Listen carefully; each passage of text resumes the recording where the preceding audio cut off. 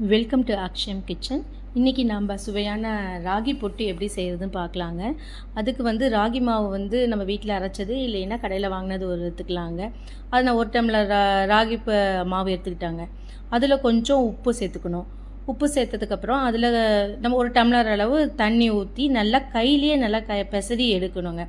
பெசரி உதிரியாக கட்டி இல்லாமல் உதிரியாக கையில் பெசரி எடுத்து இட்லி பானையில் இட்லி வேகிற தட்டத்திலே வேக வைக்கலாங்க.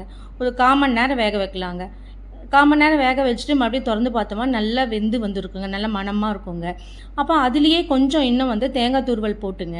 தேங்காய் துருவல் போட்டு அந்த தேங்காய் துருவலை மறுபடியும் ஒரு 2 நிமிஷம் வேக வச்சோமா, அந்த இட்லி தட்டிலே வச்சு வேக வச்சோமா நல்லா அந்த தேங்காயோட வாசமும் அதில் இறங்கி இருக்குங்க. அப்புறம் வெளியில் எடுத்து நல்லா கையில் போட்டு பெசரி விட்டு அதுக்கப்புறம் பார்த்திங்கன்னாங்க நாட்டு சக்கரை வாழைப்பழம் போட்டு பிசைஞ்சு சாப்பிட்டோமா இல்லை அப்படியே தொட்டு சாப்பிட்டோமா சூப்பராக இருக்குங்க. இது போல் ரெசிபிஸ் நீங்கள் பார்க்கணுன்னா நம்மளோட சேனல் லைக் பண்ணி சப்ஸ்கிரைப் பண்ணிக்கோங்க. தேங்க்யூ.